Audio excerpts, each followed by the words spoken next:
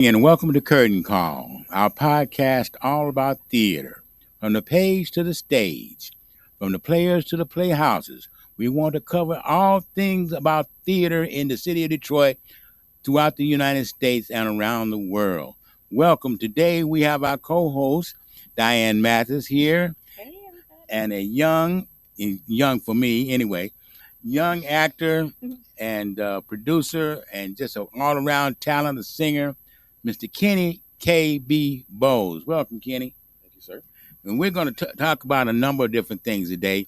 We also are going to have with us today, through live remote, Mr. Paul Johnson Jr., who's going to join us live remote. So we're off and running, and welcome, KB, to the show. KB has been doing theater. He's done a couple of my shows over the years, and so has Paul Johnson Jr. Paul has been a writer and a director and producer, filmmaker, and so we're just going to talk the business today. We're going to talk of the business of theater. We're going to talk about the ups and downs and all around about theater as we've experienced it here in Detroit, and as these young people we're talking to today have experienced it. So, KB, how you been? I've been great. Great, Good.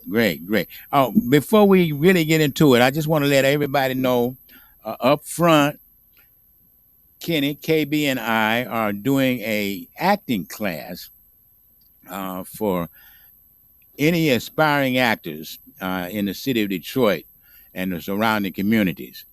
The question we ask is, so you think you can act? And we know there's a lot of theater going on here in Detroit.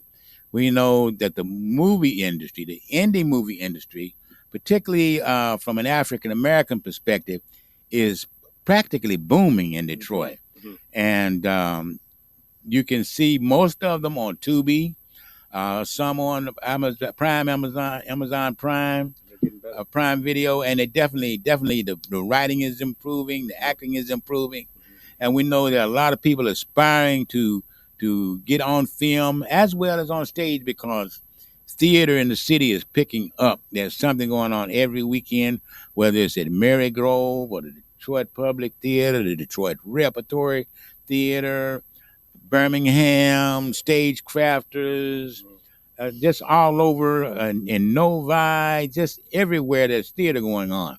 So we want to make sure that the actors who go on the stage know what they're doing and know how to do it. So we're offering stage presence, a theater class where we're going to teach the basic fundamentals of theater. We're going to teach characterization. We're going to teach interpretation. We're going to do scene studies. You're going to learn about the stage and the acting areas. You're going to learn the works, everything there is to learn about theater. So, Kenny, before we get into the business aspects, tell us a little bit about yourself as a thespian and a singer. Well, I'm just a nobody. No, I'm messing. As you say, I'm Kenny. They call me KB. Raised in theater first. Not to name drop, but the Brinkleys and Lizzie Berry. I don't know if you know that name. I know Lizzie Berry. Raised under the people who did the technical side before I was able to hit the stage side and realize that there was a talent there. Okay. So I've been doing that since as far as I can remember, especially singing. So it's hard to say because I've been in and out. So. Okay. Lizzie, you bring up the name Lizzie Berry. I had an experience with Lizzie Berry and Angela Dunlap back in the mid '90s. I was doing a show, Family Love, at the music hall, and the promoter wanted me to change up my script. He wanted me to put the grandpa on. He wanted me to make the grandpa basically a buffoon.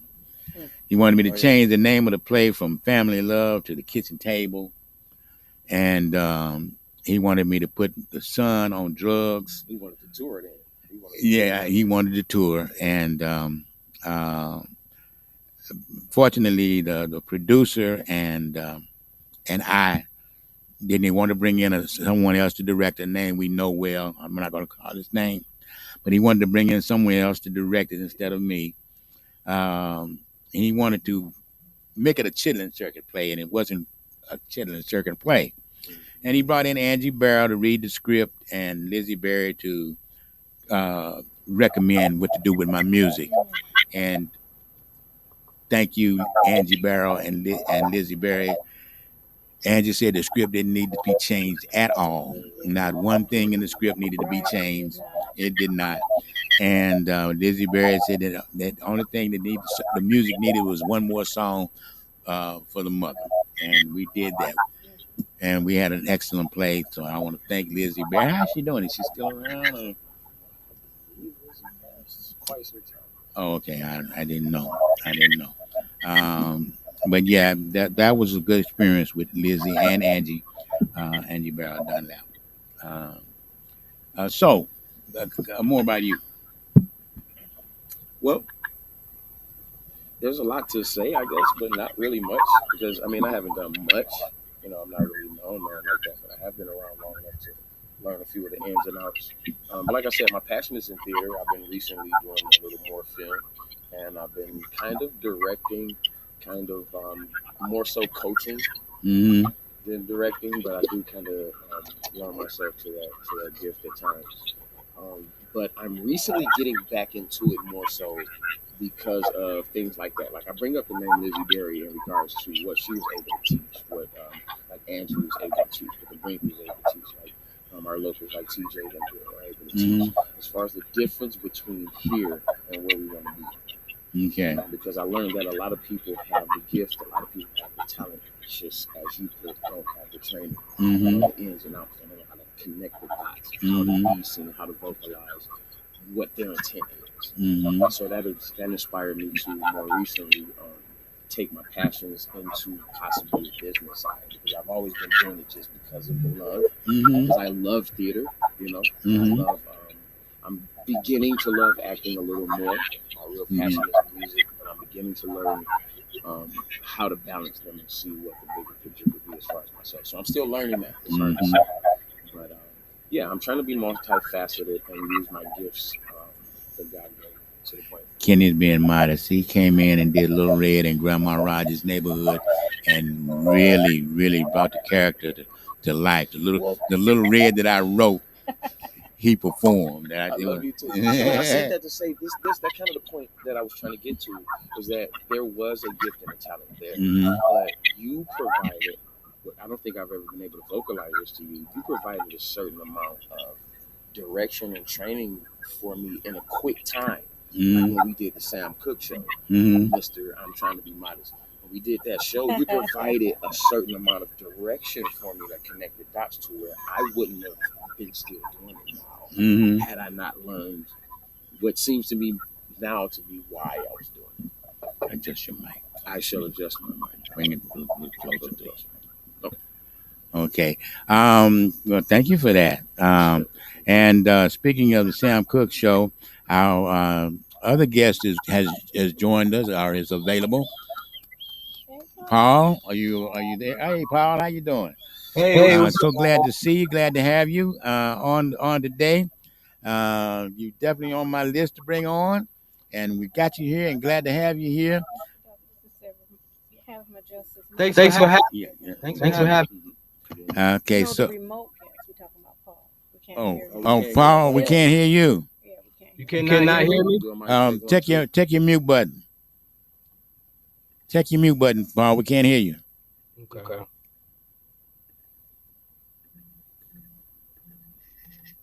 Can you hear us? Yep, I can hear you. Well, we can't hear you. Okay. Check your mute button. Adjust your mic.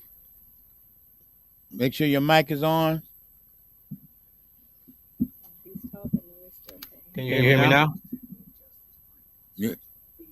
Okay, adjust your mic because we're getting feedback. Okay, can you hear me now? Yep, adjust your mic so we're getting feedback. Okay. And while he's doing that, I just want to say Paul was also in the Sam Cooke play. He was part of the ensemble that did the Highway QCs, the first group that. Were you one of the Highway QCs? Yes, I was. Okay, well, with both of these brothers were. That's right. That's right. Yeah. That's right. I remember now. They both the Highway QCs. Yeah, and they could sing like the Highway QCs too. And, Can you hear me now?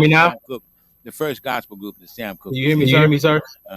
Okay, I'm still waiting. I can't hear you yet. Okay. If you could probably, he said we're getting feedback on you from your mic. So if you could adjust your mic. Okay. Can you hear me now? You hear me now? Check. May have also inspired Paul to do his first show. Okay, we're gonna find out. That'd be great to find out. Yeah. I think so. You know what? I think being in that Sam Cooke story inspired a lot of us to move forward with things that we were working on or had in our minds that we wanted to do. Absolutely. For sure. Because I was gonna leave. Because I think I was one of the last people I was one of the last people who was able to audition. Oh. Okay. So I got my part like one of the last parts. So when I got there, I saw the load and the cast. I'm like, they don't need me at all. I'm like, what's going on? It was a big cast. Yeah, it was a big. It was a huge cast. It was a great cast. And yeah. A great cast. Johnny was like, no. Like, did we lose Paul? Maybe we'll reconnect. No, I see him. Okay, I see him. There he is. Can you hear me now? Well, we're trying to get you hooked up, man, so we can talk. Can you hear me? I'm curious to know all about your all of your theater experience, history, and as well as you might have as well as your filmmaking career that I understand is booming. So we want to get to all that. I'm not sure exactly what we need to do to get the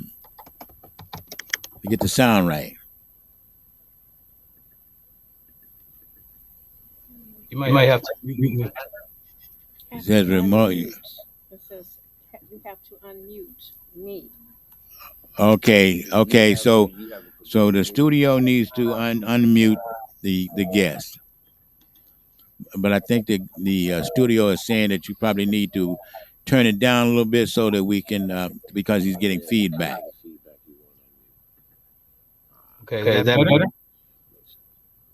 When you're live, everything better? Being live technically So that brings comes up along plays, with. then. That's one of the differences between plays and film. That's right. That we can bring up. Right. That when you're live. When live is live, you got to go with what you got. Right. You have to have a good sound. It's unforgiving. Sound equipment and technicians to run the sound. Mm-hmm. Have that working. Because people. Okay, so are we? Where are we with? Can we unmute the guest?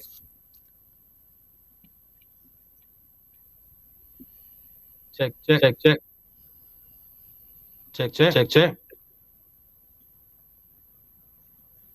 Okay.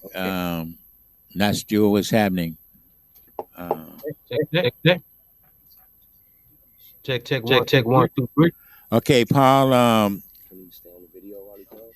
Yeah, stay on the video, and we're gonna have you call in. We need the number. Can we put the number on the screen? Let's see right quick. Hold on. Can we put the number on the screen? Okay, and you got guests with you. We want to be able to talk to you and your guests. Who's that? Say what up. So you say What Paul up, Paul got a guest too? Yeah, there's someone there with him. Oh. Okay, Paul. We need the number for studio. Can we get the number to give Paul to call in, and we can see him on the screen here, and maybe we can get him to call in on my. Well, call my phone, Paul. 248-891-9793.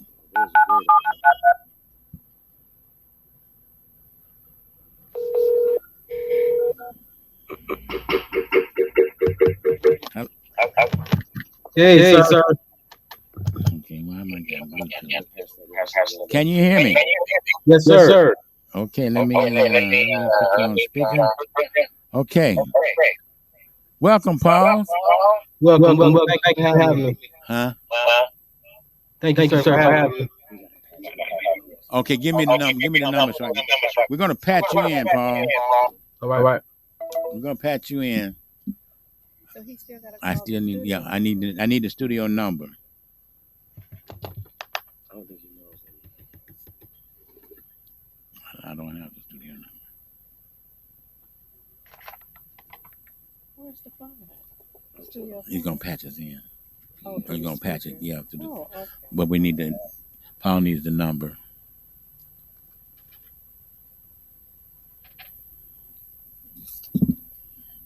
We need the number to give to him, boss man. From the booth, can we get the number? I don't have the call-in number. Yeah, I remember last week ago he said he was going to have it up. He so said we it's could- up. It's up. It's up. Yep, just need the call-in number. Meanwhile, let me just say you're watching Curtain Call on WJZZ Cool TV, the coolest TV station in the world. The coolest TV station in the world. Coming to you live on YouTube. And we want you to be able to give us a thumbs up, make comments, call in once we get that number. And we want to enhance and grow the performing arts and theater in the city of Detroit. So that is the purpose of Curtain Call. That's why we're here to educate, inform, and entertain with everything that we have about theater. So please check us out. Continue to check us out. Let us know how we're doing. I know we're having technical difficulties today, but we're going to get through them and continue with the interview. So Paul, some of the other shows you've done, not Paul, excuse me, Kenny, KB. Some of the other shows that you've done while we're working on getting Paul situated. I know you did Grandma Rogers. You did Sam Cooke story. I know you sang with Unto Him. I listened to this past Sunday with Kali. So just tell us some of the most recent theater that you've done. More recently, I took a step back, but some of the best things that I've done, I'll start with. We did the Color Museum down at the Charles H. Wright, which was very, very informative. And we got reviews for it and everything. It blew my mind. I love that show. It is tremendous. Yeah, it was great. I love it. Every time somebody puts it up, I want to see it. But I've toured with TJ Hemphill with the show called All Men Can't Be Dogs. It was formerly Angels in the House, I believe. Mm-hmm. So there were a few people that came out, and I toured with who was that? Lawrence Hilton Jacob, the Jackson 5 father. Okay. Denise Richardson or Denise Williams. Yes, Denise Williams, Black Butterfly. Okay. It was the current at the time. Right. Black Miss America. We had I said Lawrence Hilton Jacobs. We had Carvin Winans. We had an all-star cast, and I learned a lot in that short amount of time because I was on stage for like maybe a 10-minute total.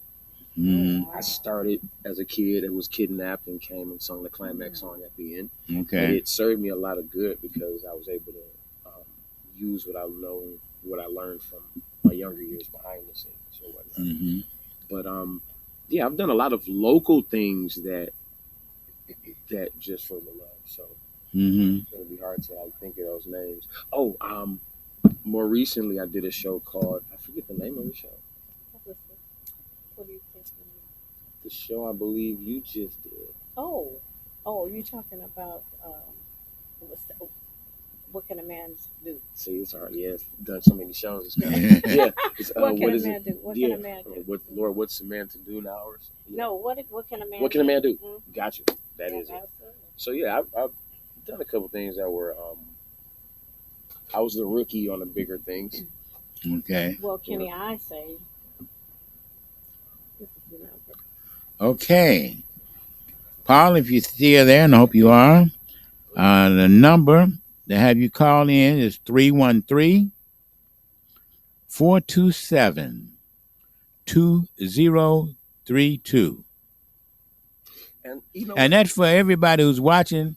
Please feel free to call in and ask questions of KB and Paul or me and Diane. Please, 'cause I'd like Okay. a scholarship or position for the class that we'll talk about later. Okay. Yeah. Okay. Uh-oh. Okay. Yeah, I Maybe think producer the has to studio accept it. just Oh, he has to. yeah, producer has to accept it. Incoming. Yeah. So anybody can call in and ask questions. Theater or film. Again, that number is Business or stage. 313-427-2032. Paul, are you there?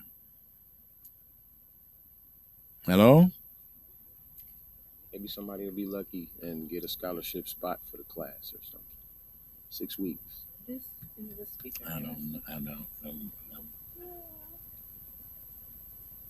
Anyway, so again, while we're waiting on our guests to get connected,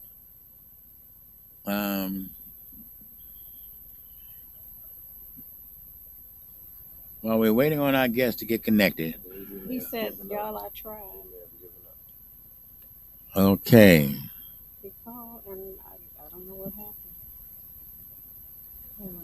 Ask, can the studio Okay, call there's him? It's the coming in again. Can the Okay. studio call him?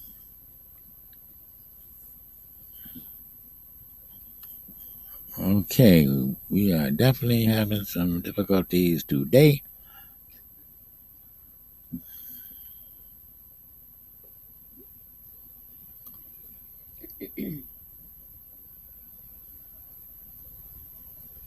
Well, again, while we're waiting on to connect with Paul, we're going to talk. One of the things that we were talking about before we came on the air is the whole business of theater and performing arts, really, in the city of Detroit.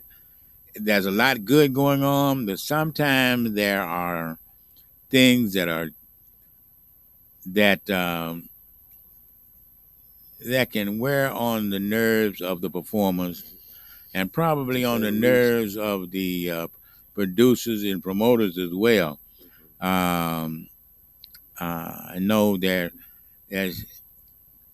it's always a task because you got to bring all these different entities together to create a live production wherever you are.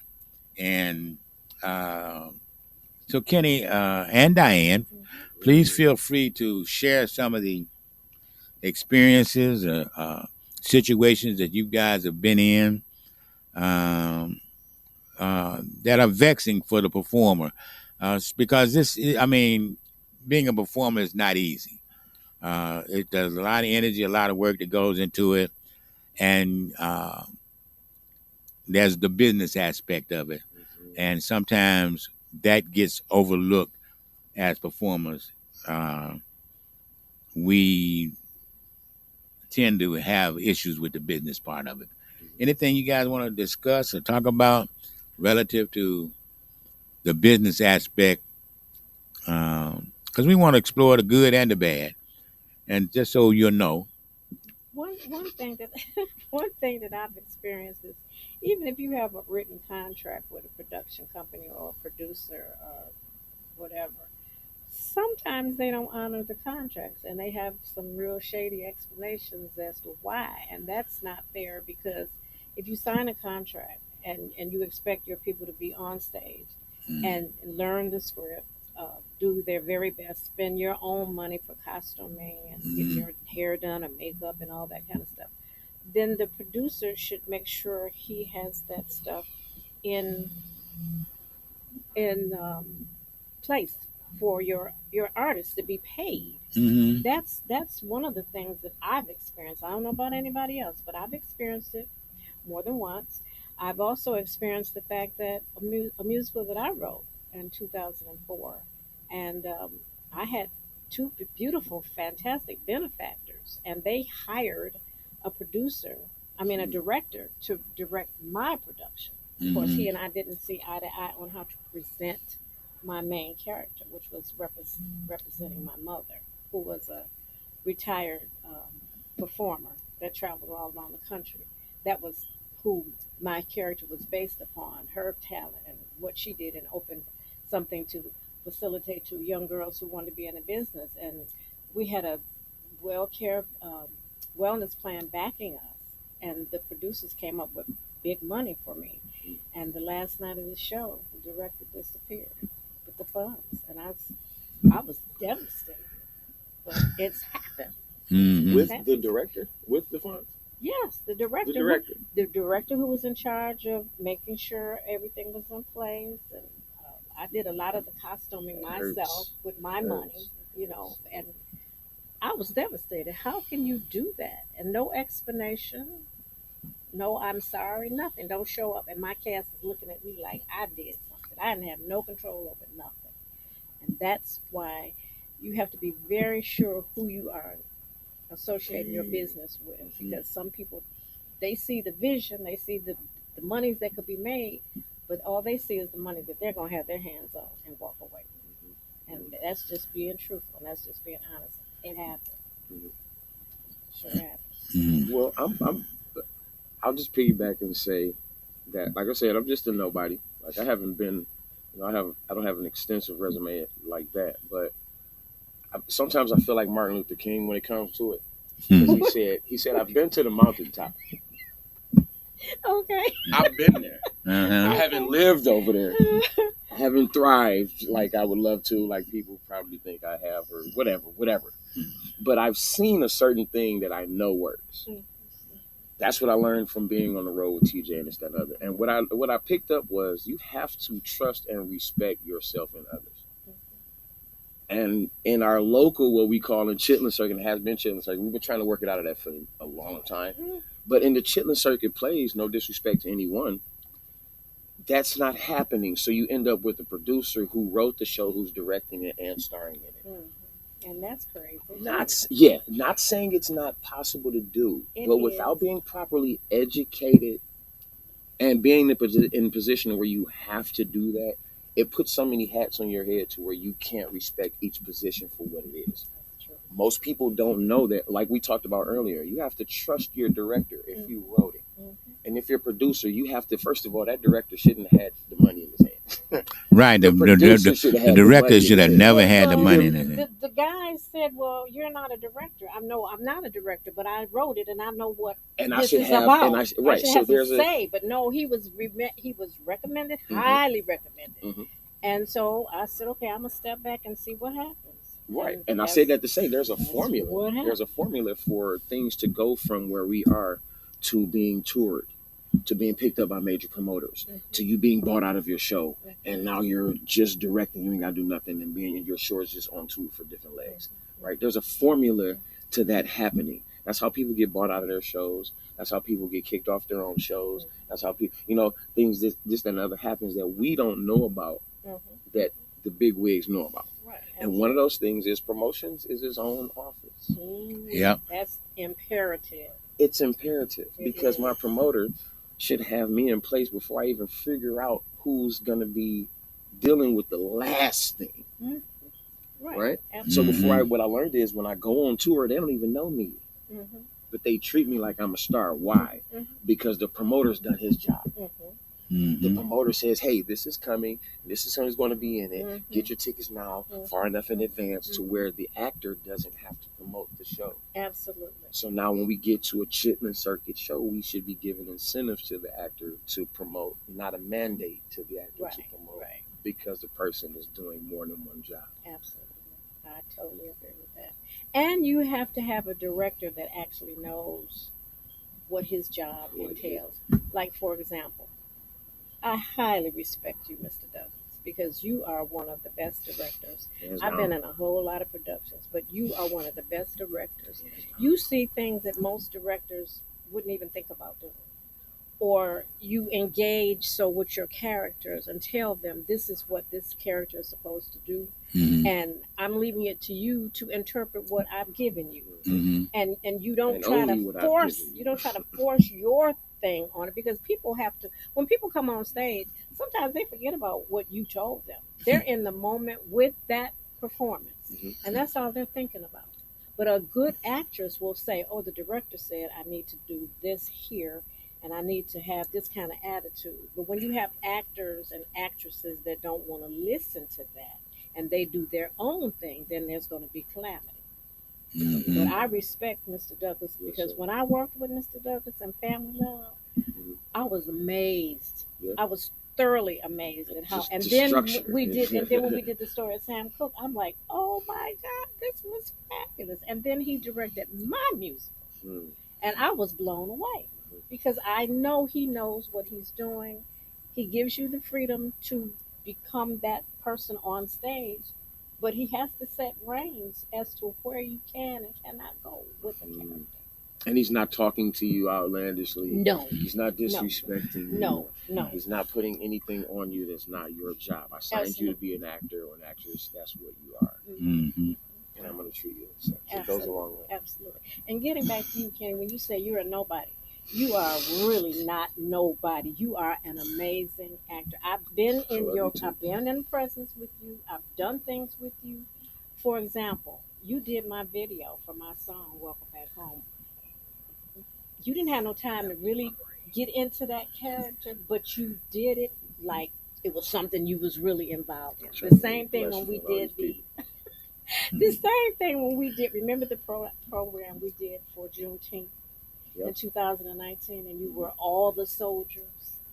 You were phenomenal, and you didn't have time to even learn not one word, but when you saw the script, you just took it. I mean, it just became a part of who you are as an actor. I love you too. And that's why, remember what the lady said? She said, you were amazing, young man. How did you deliver all this information? Where did you get this information? And you just said, well, she's the writer. I just remember. Yes, you were phenomenal. Yes. And I was going to say, it lends itself, not to take over the moment, but go right ahead. It lends itself to the point to where there were certain things already set to where all I had to do was focus on what I was there to do. And you did. I didn't have to do anything else, and that lends itself to it. And I appreciate you for that, because I was terrified. I don't know why you were terrified. You were fantastic. No, but it was great. It was great. You know what it is that when you have a creative spirit like you have, and like Mr. Douglas, this is a natural thing for you. It's a natural thing. I mean, you were born to be an actor. You were born to do this. Even though you say you're more into singing, you have a fabulous voice. I love your voice. But you have a knack for acting and bringing a character to life. And there's a lot of people that wish they had that gift and that talent. You are watching Curtain Call on WJZZ Cool TV, the coolest TV station in the world, streaming live at 5 on YouTube. So we need you to watch and comment and tell your family and friends all about Curtain Call and what we're trying to do for the theater in the city of Detroit and around the country. Of course, we're going to have guests from different locations around the country. And so we want you to be able to tune in, learn, and grow. We want to create an awareness, an understanding, a knowledge of what theater is and how it's to be enjoyed and taken in throughout the city. And so that's our mission, and that's what we're here to do. Again, you're watching Curtain Call on WJZZ Cool TV, the coolest TV station in the world. And you guys were mentioning, I thank you for the compliments. My role as director is just that. As the director, I handle everything from, as the director handles the casting, the interpretation of the script, the staging, the blocking, pulling in, if it's a musical, making sure I got the right musical director to come in and teach the songs. If there's choreography, make sure I got the right choreographer to come in and teach the dancing and to pull it all together, to train the actors, to help the actors interpret the characters that they're doing, and making sure the timing is right, putting it all together so you have one complete picture taking place for whatever the running time the show is. However, as I said, there's music director who is responsible for music. There's a choreographer who is responsible for the dancing. There's a costume person who is responsible for making sure the costumes are appropriate. There's a lighting person who does the lights. There's an audio technician who does the sound, or engineer who makes sure the sound is right. Above that is your producer who makes sure me and everybody else is on the same page. The promoter, whose primary job of that is to market the show. As the director, I shouldn't be marketing the show. I shouldn't have anything to do with that. A lot of times, though, in the past, we've had to wear all those hats, and it can be very taxing to wear all those hats. And we don't want to wear all those hats. And sometimes you just get a situation where one of those people are not carrying their weight, or their motives and intentions are not for the best interest of the show.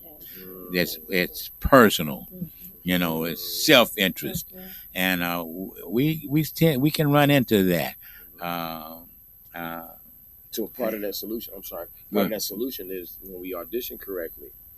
Part of that solution is when we prepare correctly before we even go, because a lot of your students have decided, oh, I saw Mr. Douglas do it, I can do it, and just decided that the whole thing is just easy because you've made it look easy.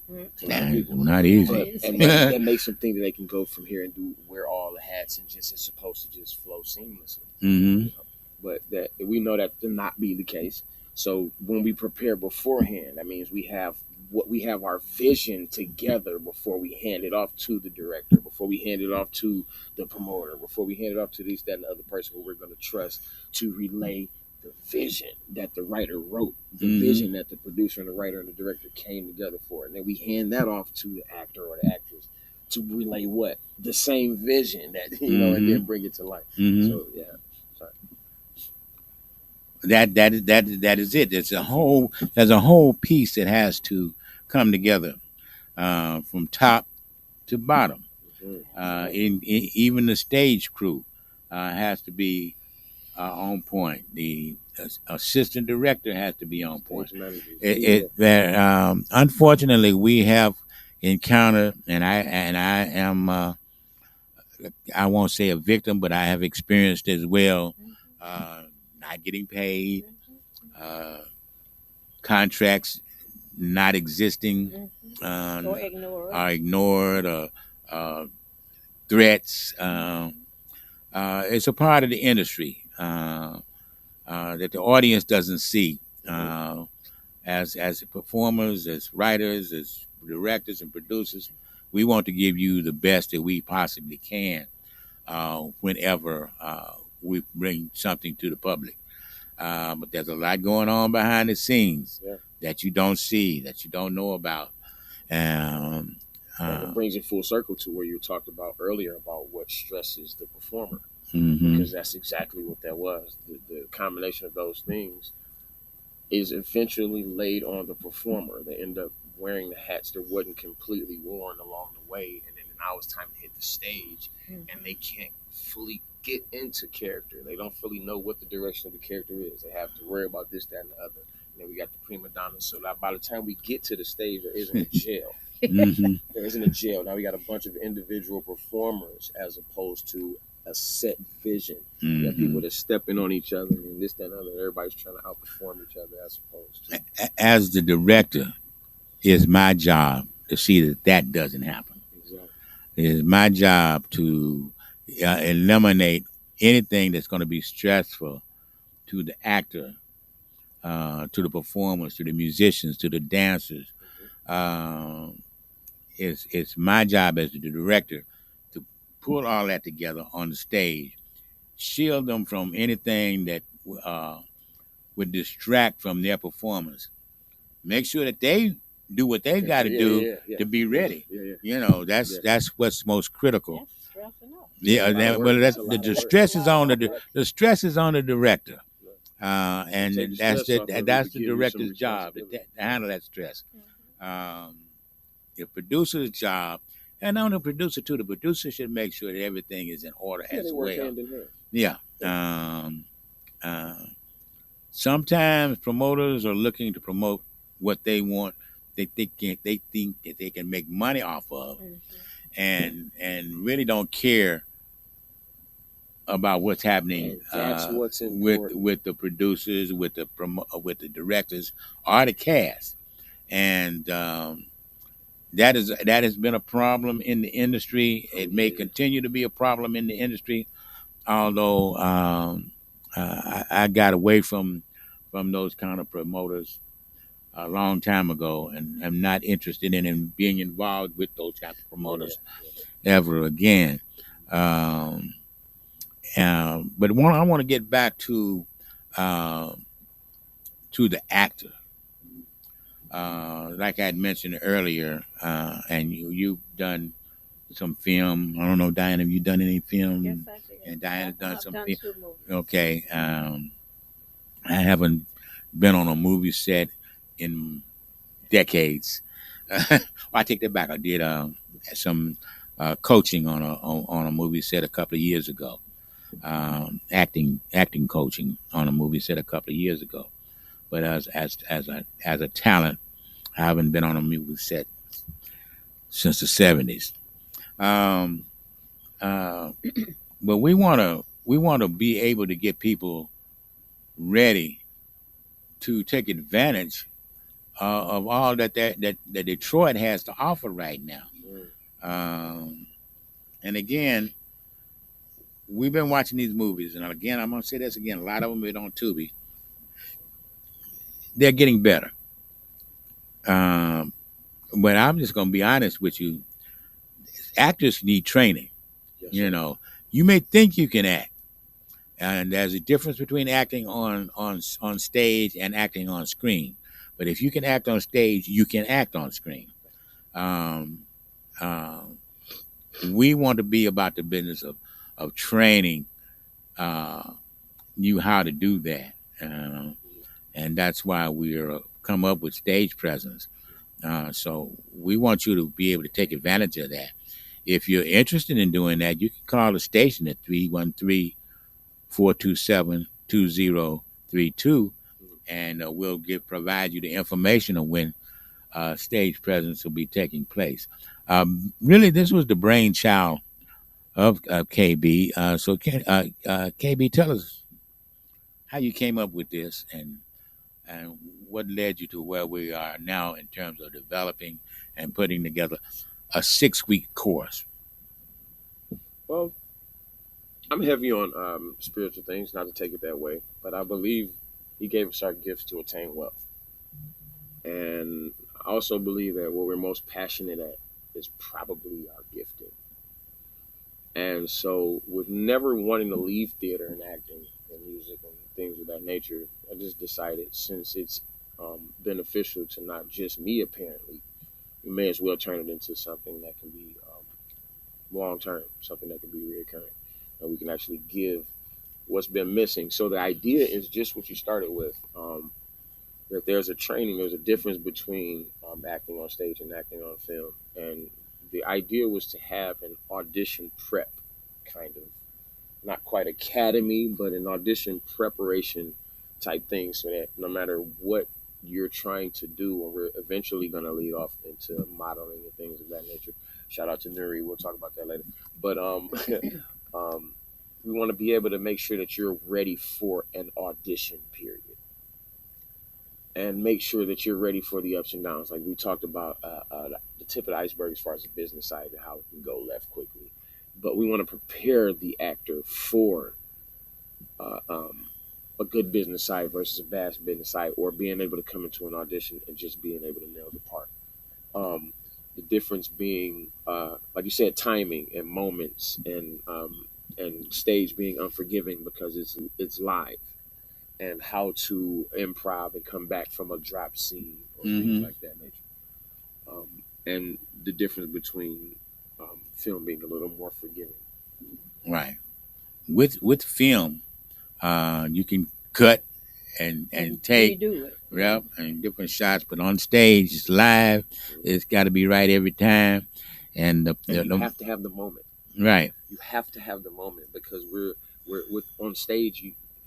You have a bunch of people looking at one scenario, and it needs to be one vision that they see, as opposed to distracted by something else. And it's hard to do with the wrong combination of people, like it was well put earlier. It's hard to do because some people may not be a part of the moment, and if you don't have the moment from the beginning, right. That's called scene stealing, guys. That's somebody we got a ham on stage that's trying to steal your scene. You're the principal in the scene that's going on at the time. You got somebody back over here that doesn't have lines, may have a one or two line, and they're doing everything to steal that scene from you. That's a theater term. Not understanding. Scene stealing. Yeah, because they don't understand the moment. They don't have the training enough to know that all of these things work together for this one thing to be seen. So you have to be in this position at this time doing this thing for this thing to be seen. Like they said, there are no small parts. All parts work together. All things work together. What you have is a proscenium arch on most theater stages, which looks like, when you think about it, a television screen or a movie screen. And all the action takes place in that scene.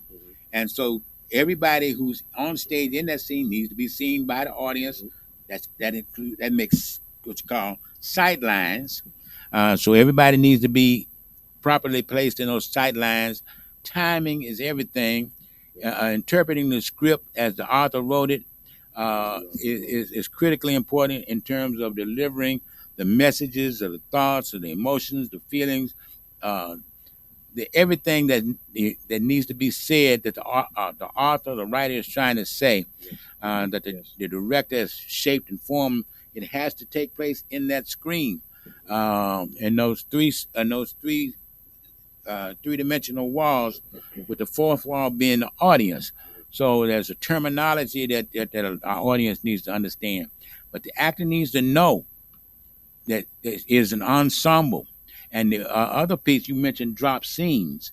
What you cannot have in live theater is dead air, and most importantly, the cardinal sin of theater in the stage is breaking character.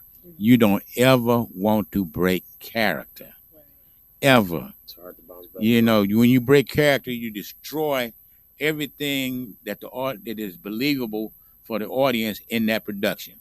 I saw a well-known actor,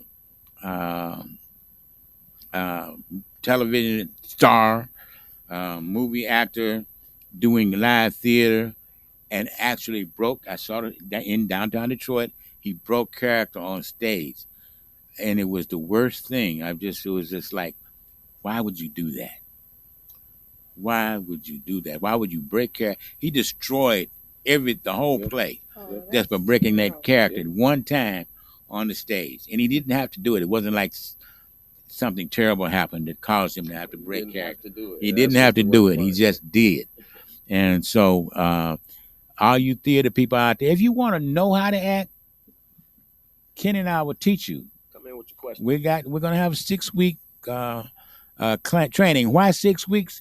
Because when you're preparing, you get the training, you get the direction, you get the interpretation, you get the characterization. Then you got to go work on it. And then when you come back the next week, we want to see the progress you've made. And by the end of that 6 weeks, this will get you ready for any movie scene you got to shoot. Get you ready for any stage play, because rehearsal is 90%. Preparation is 90% of the production. And so we want to teach you how to prepare.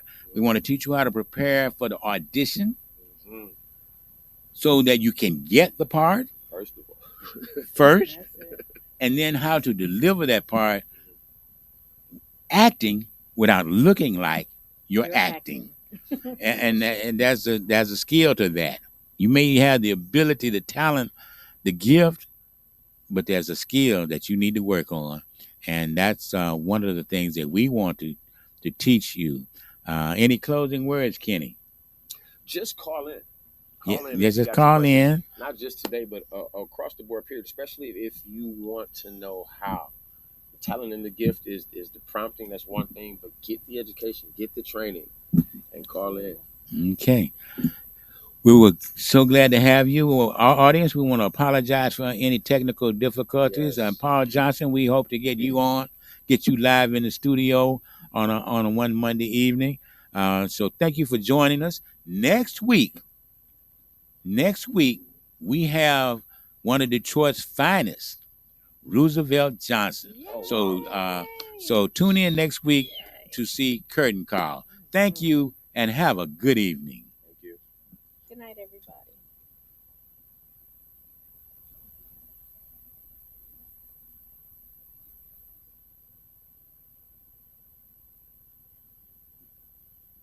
That was great. Yeah. There was a lot to talk about too, though. So it's like I didn't know what to not touch This on. frame just goes by so quickly, and there's so much you want to say. You just don't have the time to put everything in purpose with what you're trying to get across. But you're always awesome.